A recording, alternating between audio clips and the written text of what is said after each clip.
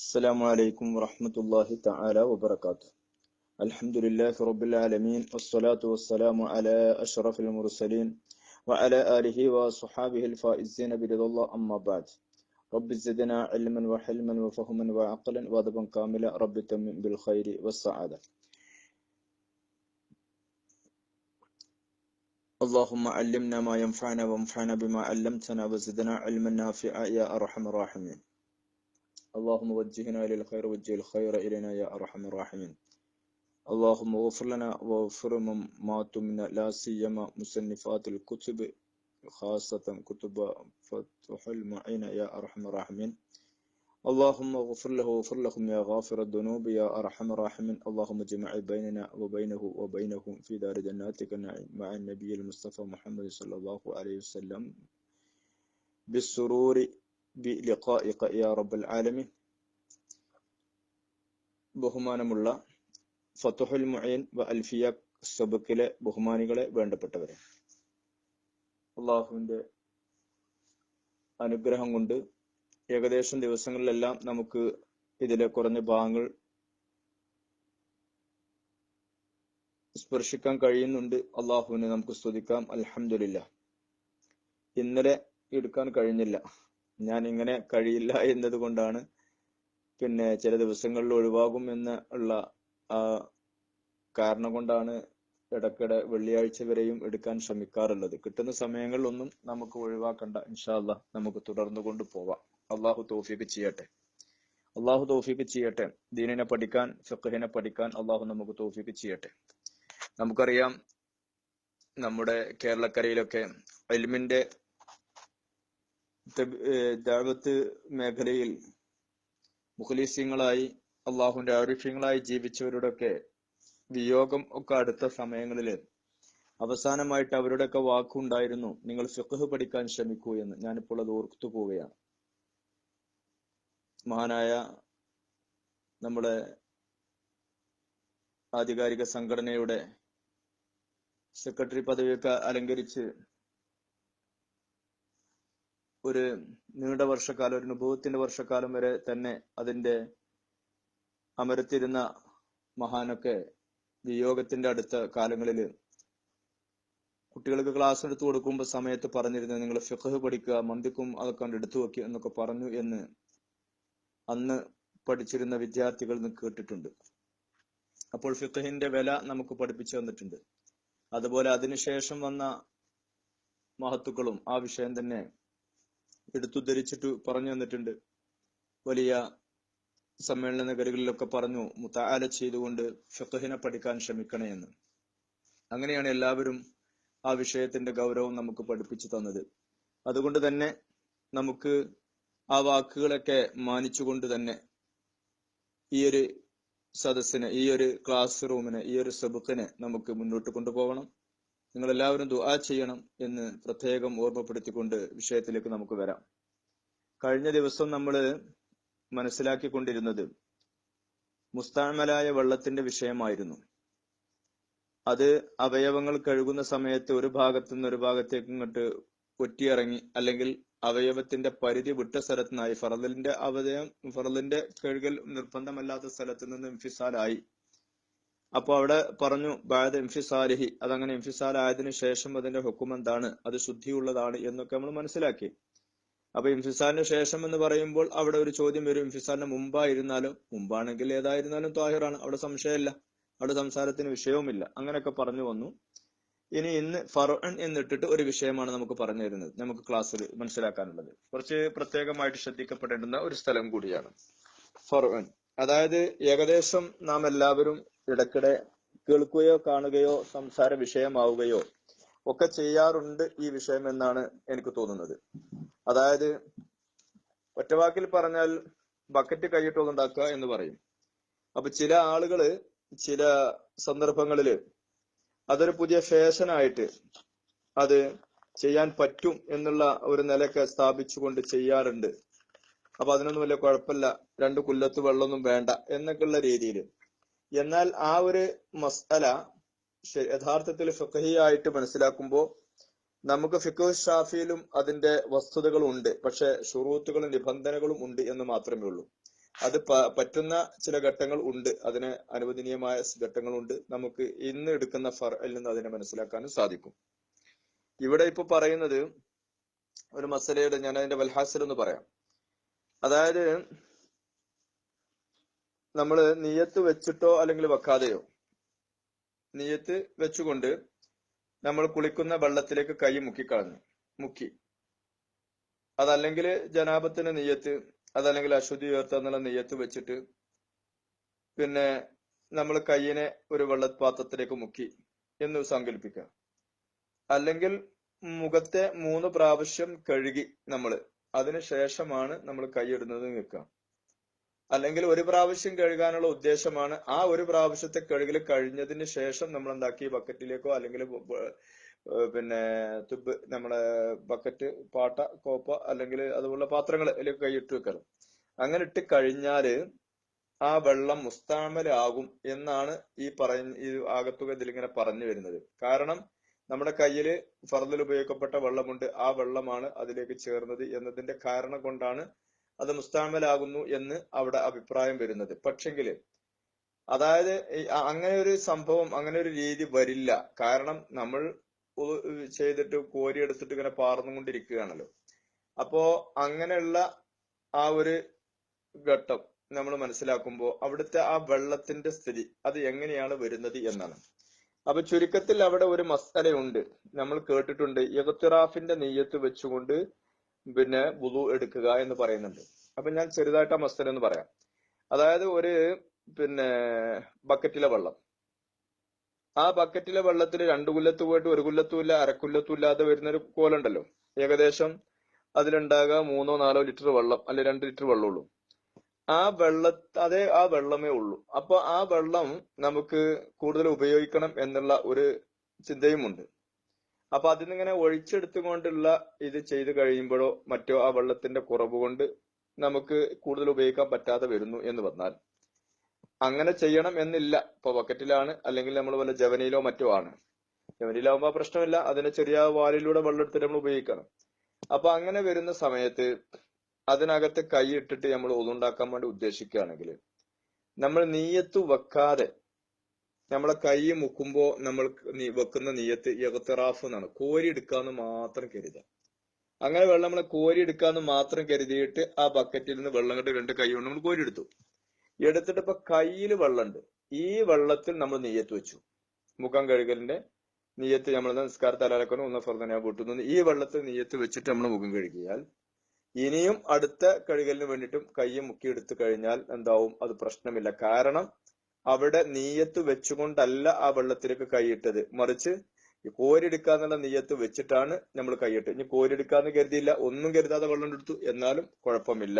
ഈ ഒരു മസലയുമായിട്ട് ബന്ധപ്പെട്ടാണ് ഇന്നത്തെ ഫർഇൽ നമുക്ക് വിശദീകരണം തരുന്നത്. ഇബാറത്തുമായിട്ടൊന്ന് ബന്ധപ്പെട്ട് നോക്കാം ഇൻഷാ അല്ലാഹ്. വളരെ ശ്രദ്ധിക്കുക. ഫറോൻ ലൗ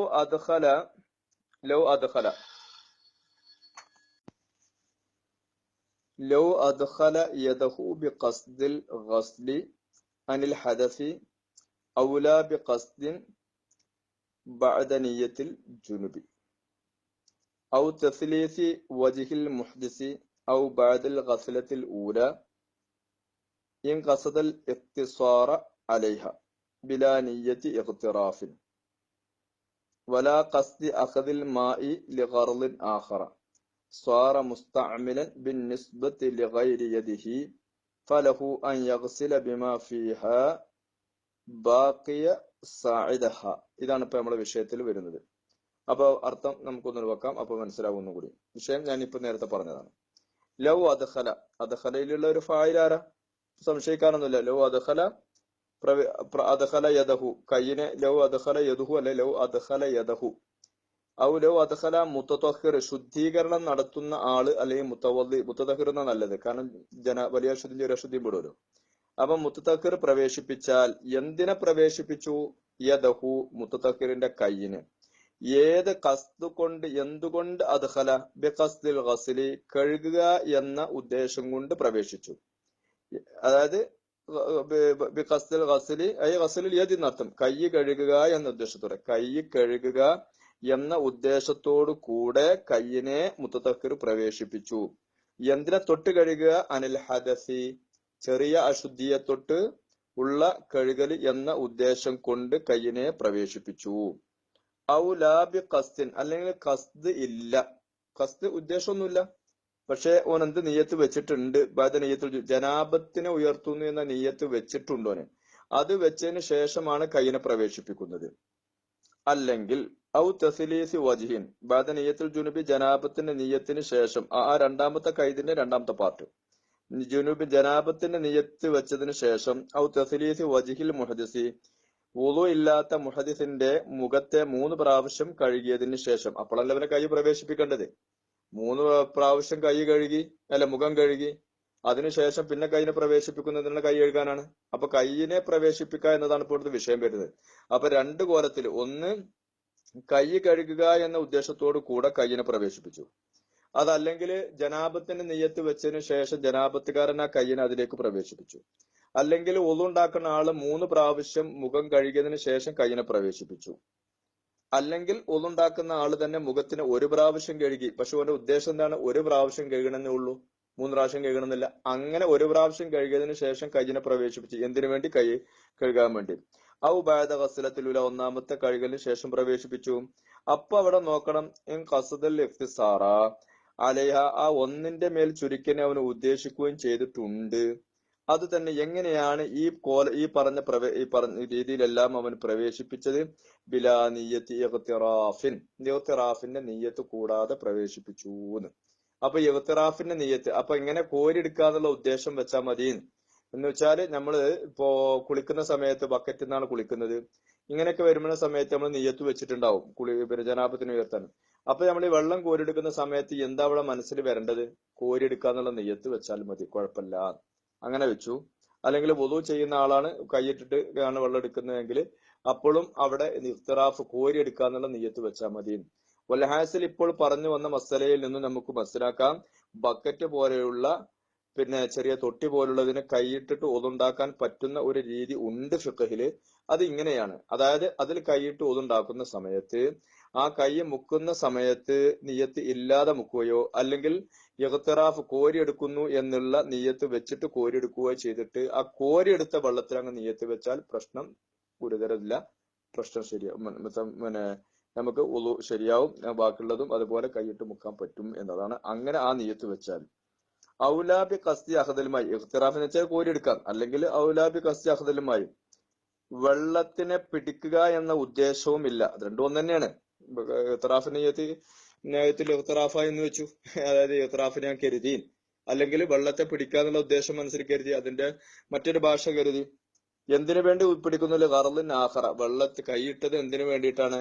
വുളു എടുക്കാനല്ല. ഇല്ല ഖറദിൻ ആഖറ, വേറൊരു ആവശ്യത്തിന്. വേറെ ആവശ്യം എന്ന് പറഞ്ഞാൽ കുടിക്കാൻ വേണ്ടിയിട്ടാണ്, അല്ലെങ്കിൽ ഷർട്ടിൽ എന്തെങ്കിലും ഒന്ന് കഴുകാൻ വേണ്ടിയിട്ട്, എന്തോ ഒരു ഉദ്ദേശത്തിന് വേണ്ടി, മറ്റൊരു ആവശ്യത്തിന് വേണ്ടിയിട്ട് എന്നാണ്. അങ്ങനെയൊക്കെയോ ഈ ഇഖ്തിറാഫിന്റെ നിയ്യത്തോ മറ്റൊരു ആവശ്യത്തിന് വേണ്ടിയിട്ടോ എന്ന് കരുതാത്ത രീതിയിൽ, ഈ പറഞ്ഞ രീതിയിൽ കയ്യിനെ മുക്കിക്കഴിഞ്ഞാൽ സ്വാറ മുസ്താമല, ആ വെള്ളം മുസ്താമലായി. എവിടേക്ക് മുസ്താമലായി? ബിൻ നിസ്ബത്തിൽ ഗൈരി, കൈ അല്ലാത്തതിലേക്ക് മുസ്താമലായി. കൈ കഴുകാൻ പറ്റും, പക്ഷെ കൈ അല്ലാത്തതിലേക്ക് മുസ്താമലായി. അപ്പൊ പിന്നെ ആ വെള്ളം കൊണ്ട് പിന്നെ എന്ത് ചെയ്യാം? ഫലഹു യഗ്സില ബിമാ ഫീഹ, ഫലഹു അവനക്ക് അനുവദനീയമാണ്, ബിമാ ഫീഹ, ആ കയ്യിലുള്ള ഒരു വെള്ളം ഉണ്ടല്ലോ, ആ വെള്ളം കൊണ്ട് അവന് കഴുകൽ അനുവദനീയമാണ്. ബാക്കിയ സായിദഹ, അവന്റെ ബാക്കിയുള്ള ഇതിനെ അവന് കഴുകൽ. അതെ, ബിമാ ഫീഹ, ആ കയ്യിലുള്ള വെള്ളം കൊണ്ട് അവന് കഴുകൽ അനുവദനീയമാണ്. ബാക്കിയ സായിദഹ, ആ കയ്യിന്റെ സായിദിനെ, അതായത് മുൻകൈയിന്റെ മുകളിലുള്ള ആ സ്ഥലം ഉണ്ടല്ലോ, ആ ഭാഗം, മുഴങ്കഴി എന്നൊക്കെ നമ്മൾ പറയില്ലേ, ആ ഭാഗത്തെ കഴുകൽ അനുവദനീയമാണ് എന്നാണ് ഇപ്പോ ഈ പറഞ്ഞ ഫറഅലി നമ്മളിപ്പോ മനസ്സിലാക്കിയെടുത്തത്. അപ്പോ ഒറ്റവാക്കിൽ ഇപ്പോൾ നമുക്ക് ഇഖ്തിറാഫിന്റെ നിയ്യത്ത് എന്ന ഒരു മസ്അല പുതുതായിട്ട് നമുക്ക് മനസ്സിലാക്കാൻ കഴിഞ്ഞു എന്നുകൂടി ഇതിൽ ഓർമ്മപ്പെടുത്തുകയാണ്. ഇൻഷാ അല്ലാഹ് മനസ്സിലായിട്ടുണ്ടാവുമെന്ന് വിചാരിക്കുന്നു. ഇനി മറ്റൊരു വിഷയമാണ് ഗൈറു മുതഗയ്യിറിൻ. അപ്പോ ഈ മുത്തലക്കായ വെള്ളം എന്ന് പറഞ്ഞാല് ഗൈറു മുസ്താമലിൻ ഫി റഫി ഹദസിൻ, അശുദ്ധിയെ ഉയർത്തുന്നതിൽ മുസ്താമലായത് ആകാൻ പാടില്ല എന്ന് പറഞ്ഞു. ആ പറഞ്ഞതിനെ ചുറ്റിപ്പറ്റിയുള്ള വിഷയങ്ങളാണ് ഇപ്പോൾ ഇതുവരെ നമ്മൾ മനസ്സിലാക്കിയത്. ഇനി എന്തും ആകാൻ പാടില്ല മുത്തലക്കായ വെള്ളം. വഗൈറു മുതഗയ്യിറിൻ തഗയ്യുറൻ കസീറ, അധികരിച്ച പകർച്ച ഉണ്ടാവുന്ന സ്ഥിതി കണ്ടുള്ള ഒരു തകയ്യൂർ ഉണ്ടാവാൻ പാടില്ല. തകയ്യൂർ എന്ന് പറഞ്ഞാല് മാറ്റം, അതിന്റെ രുചിയും മണവും നിറവും ഒക്കെ മാറുമല്ലോ. ആ നിലക്കുള്ള തകയ്യൂർ, കസീറായ അധികരിച്ചതായ ഒരു തകയ്യൂർ ഉണ്ടാവാൻ പാടില്ല. ചെറിയ ഒരു തകയ്യൂർ അതൊന്നും പ്രശ്നവും അല്ല. എന്ന് വെച്ചാൽ അധികരിച്ച തകയ്യൂർ എന്ന് പറഞ്ഞാൽ ബിഹൈസു യംനഉ ഇസ്മൽ മായി, വെള്ളം എന്ന പേര് പറയലിനെ വിലങ്ങുന്ന ഒരു സ്ഥിതി കണ്ട് തകയ്യൂർ ഉണ്ടാകാം. എന്തിന്റെ മേൽ? അലൈഹി, അലൈഹി ആ വെള്ളത്തിന്റെ മേല്. അതെങ്ങനെ ഉണ്ടാവല് എന്ന് ചോദിച്ചാൽ സിഫാത്തിഹി, വെള്ളത്തിന്റെ ഏതെങ്കിലും ഒരു സിഫത്തിന്, ഏതെങ്കിലും വിശേഷണത്തിന് തകയ്യൂറുണ്ടാകാം. അതെന്തിനാല്? അതെന്തിനാല്? മിൻ ത്വാമിൻ രുചി, ഔ ലൗനിൻ അല്ലെങ്കിൽ നിറം, ഔ റിയഹിൻ അല്ലെങ്കിൽ അതിന്റെ മണം, അല്ലെങ്കിൽ പിന്നെ രുചി, നിറം, മണം, ഇതുപോലുള്ള ഏതെങ്കിലും ഒന്നിലതിന് മാറ്റം ഉണ്ടാകുക. ആ മാറ്റം ഉണ്ടാകുക എന്ന് പറഞ്ഞല്ല, തഗയ്യിർ ഉണ്ടാവുക എന്ന് പറഞ്ഞത് വലവു തഖ്ദീരിയൻ, അത് സാങ്കല്പികമാണെങ്കിലും ശരി എന്നാണ് ആ വാക്കിന്റെ അർത്ഥം. എന്ന് വെച്ചാൽ അതിന്റെ ഉദ്ദേശം എന്താണ്? അതായത് ഈ പറഞ്ഞത് മറ്റുള്ള സാധനങ്ങളെ കൊണ്ടുള്ള തഗയ്യിറാണെങ്കിൽ പെടുന്നതിനവേ അറിയും. പക്ഷെ മറ്റുള്ള സാധനങ്ങളല്ലാതെ ഈ ഉപയോഗിക്കപ്പെട്ട അതേ വെള്ളം തന്നെ ആണെങ്കിൽ അത് തഖ്ദീരിയായിട്ട് അറിയുള്ളൂ. എങ്ങനെ തഖ്ദീരി? അതിനെ മറ്റൊന്നിനോട് സാമ്യപ്പെടുത്തി നോക്കുക. ഈ ചാടിയ ഒരു കോപ്പ വെള്ളത്തിന്റെ സ്ഥാനത്ത് ഒരു കോപ്പ പനനീർ വെള്ളമാണ് ഈ വെള്ളത്തിൽ വീണത് എങ്കിൽ തഗയ്യൂർ കസീർ തന്നെയാണ് എന്ന് മനസ്സിലാക്കാൻ കഴിയുന്നു. അങ്ങനെയാണ് തഖ്ദീരിയൻ എന്ന് പറഞ്ഞത്. ഔകാന തഗയ്യുറു ബിമാ അല ഉളുവിൽ മുത്തതഖരി, അല്ലെങ്കിൽ ആ വെള്ളം പകർച്ചയായത് ശുദ്ധീകരണം നടത്തുന്ന ആളുടെ അവയവത്തിന്റെ മേൽ ഉള്ള ഒന്നുകൊണ്ടാണ്. ഓൻ എന്തൊക്കെയോ കൈമ തേച്ചിട്ടുണ്ട്, അല്ലെ ഓള് തേച്ചിട്ടുണ്ട്. ആ തേച്ച സാധനം കൊണ്ട് വല്ല ക്രീമുകളൊക്കെ കട്ടി പിടിച്ച് തേച്ചിട്ടുണ്ടോ? ചെറിയ ക്രീമൊന്നും ആയെങ്കിൽ കുഴപ്പമില്ല. വലിയ ക്രീമും കാര്യങ്ങളൊക്കെ തേച്ചിട്ട് നിവിയും പിന്നെ ഡോവും ഫെയർ ആൻഡ് ലവ്ലി പിന്നെ എന്തൊക്കെയാ പറയാനുണ്ട്, ആ സാധനങ്ങളൊക്കെ പാടെ തേച്ച് അതൊക്കെ പാടം കണ്ട് ഒഴുകിയിട്ട് വെള്ളത്തേക്കാണ് ചാടി. വെള്ളം എടുത്തിട്ട് മൂക്കുമുക്കൊക്കെ നല്ല കിലോമീറ്റർ ദൂരത്തേക്ക് തന്നെ മണവും വരുന്നുണ്ട്. ഇങ്ങനെ തകയ്യൂർ വന്നു. 1/2 കിലോമീറ്റർ എന്നൊക്കെയാണ് അതിന്റെ രൂപം പറഞ്ഞാണ് അതിനെ പിടിച്ച് തൂങ്ങരുത്. അപ്പോ അങ്ങനെ മുത്തതഖിറിന്റെ അവയവത്തിന്റെ മേലുള്ള ഒന്നുകൊണ്ടുള്ള തകയ്യൂർ ആണെങ്കിലും പിന്നെ ഈ പറഞ്ഞ മൂന്ന് കോലത്തിലും ഫിൽ അസഹി, അസഹായ അഭിപ്രായ പ്രകാരം. അപ്പൊ അസഹിന് എതിരില് ഒരു സഹീഹ് ഉണ്ട് അവിടെ. അതായത് അസഹ എന്ന് പറയുമ്പോൾ ഏകദേശം 60ന്റെ പുറത്തുള്ള പിന്നെ മുത്തഅഖിറിങ്ങളായ പണ്ഡിതന്മാരുടെ ഏകോപനമുള്ള മസ്അല എന്ന് അതിന് ഇസ്തുലാഹിൽ നിന്ന് മനസ്സിലാക്കിയെടുക്കാൻ സാധിക്കും. വളരെ വ്യക്തമായി മനസ്സിലാക്കണം. അങ്ങനെ അസഹായ അഭിപ്രായ പ്രകാരം ഈ 3 രൂപത്തിലും പിന്നെ അത് അങ്ങനത്തെ തകയ്യൂർ ഉണ്ടാവാതിരിക്കണം. അങ്ങനത്തെ തകയ്യൂർ ഉണ്ടായി കഴിഞ്ഞാൽ അത് മുത്തലക്കായ വെള്ളം എന്ന് പറയില്ല. അസഹായ അഭിപ്രായത്തിലാണ് ഈ പറഞ്ഞ 3 കോലത്തിലും തകയ്യൂർ കസീർ ഉണ്ട് എന്ന് മനസ്സിലാക്കുക. ആ അടിസ്ഥാനത്തിൽ തകയ്യൂർ ഉണ്ടായാൽ ആ വെള്ളം മുത്തലക്കായ വെള്ളം എന്ന് പറയില്ല. വഇന്നമാ യുഅസ്സിറു തഗയ്യുറു, ഇനി തകയ്യൂറിനെ നമ്മൾ ഫായിദ ഒപ്പിക്കോട്ടെ, ഫലവത്താവും അത്. ഇൻകാന ബി ഖലീത്തിൻ, ഒരു ഉടഞ്ഞു ചേരുന്ന വസ്തുവിനെ കൊണ്ടുള്ള തകയ്യൂർ ആയാലും, മുഖാലിത്തൻ ലിൽ മായി, വെള്ളത്തിനോട് എന്തായി ഉടഞ്ഞു ചേർന്ന ഒരു വസ്തു എന്ന് വെച്ചാൽ വഹുവ ഖലീത്ത് എന്ന് പറഞ്ഞാൽ മാ ലാ യതമയ്യസു ഫി റയിൽ ഐനി, കൺദൃഷ്ടിയിൽ അതിനെ വേർതിരിക്കാൻ പറ്റാത്ത ഒന്നായിട്ട് വന്നു. അങ്ങനെയൊക്കെ വന്നു, അങ്ങനത്തെ ഒരു ഖലീത്ത് ഉണ്ടായി. അപ്പൊ തഗയ്യൂറും കസീറും ഇല്ല, തഗയ്യൂർ കസീറും വന്നിട്ടില്ല. അല്ലെങ്കിൽ ആ വെള്ളത്തിൽ എന്തോ ഉടഞ്ഞു ചേർന്നു, അത് നമ്മുടെ നേത്രം കൊണ്ട് നോക്കി കണ്ടുപിടിക്കാൻ കഴിയാത്തതുമാണ്. ഇങ്ങനെയൊക്കെ വന്നാൽ ശ്വാസം വിട്ട് പറയാം നമുക്ക് ത്വാഹിറുൻ, ആ വെള്ളം എന്താണ്? ശുദ്ധിയുള്ളതാണ്. ഒന്ന് റിലാക്സ് ആകപ്പോ ശരിയല്ലോ. അങ്ങനെയാണ് വിഷയം മനസ്സിലാക്കേണ്ടത്. ഇപ്പോൾ മുത്തലക്കായ വെള്ളം എന്ന് പറഞ്ഞിട്ട് നമ്മളിപ്പോ ഒരു യുദ്ധം നടത്തി അല്ലെ, മഴ ഇങ്ങനെ പെയ്തു, അതൊന്നും കയറ് മുസ്താമലായി മുസ്താമലല്ലാത്തതാണ്. ആ മുസ്താമലിൽ എന്തൊക്കെ പെടും അതൊക്കെ ഇങ്ങനെ പറഞ്ഞു വന്നു. അത് കഴിഞ്ഞിട്ട് പിന്നെ മുത്തകയ്യറിന്റെ എടുക്കുന്നു. ആ മുത്തകയ്യർ കഴിയുമ്പോത്തിന് എന്തൊരു ഖലീത്ത് ചേരലും വന്നു, ഉടഞ്ഞു ചേർന്നു. പക്ഷെ അത് കൺദൃഷ്ടി കൊണ്ട് നോക്കിയാൽ കാണാൻ സാധിക്കാത്തതാണ്. ഇങ്ങനെയൊക്കെ വന്നാൽ ത്വാഹിറുൻ, ആ വെള്ളം ഏതാണ്? ശുദ്ധിയുള്ളതാണ്. ഏത് സ്ഥിതിയിൽ? വഖദ് ഗനിയൽ മാഉ അൻഹു, അല്ലെ ഗുനിയൽ മാഉ അൻഹു, അല്ലെങ്കിൽ ആ തഗയ്യൂറിനെ തൊട്ട് വെള്ളം ഐശ്വര്യമാക്കപ്പെട്ടിട്ടുമുണ്ട്. ഗനിയലുമാവു അനുഹു, ആ തഗയ്യൂറിനെ തൊട്ട് വെള്ളത്തിന് ഐശ്വര്യമാക്കപ്പെട്ടു എന്നാണ്. ഗുനിയ എന്നാണ് ഏറ്റവും നല്ലത്. അതേതുപോലെ കദാഫറാനിൻ വസമർ ഷജറൻ നബത്ത് എന്ന് പറഞ്ഞിട്ടുള്ള വിഷയം വേറെ വരികയാണ്. ഇൻഷാ അല്ലാഹ് ഇതിന്റെ ബാക്കി നമുക്ക് നാളെ തുടങ്ങാം. അള്ളാഹു തൗഫീഖ് ചെയ്യട്ടെ. എല്ലാവരും ദുആ ചെയ്യണമെന്ന് വസിയത്തോടു കൂടെ അസ്സലാമു അലൈക്കും വറഹ്മത്തുള്ളാഹി തആല വബറകാതുഹു. അല്ലാഹു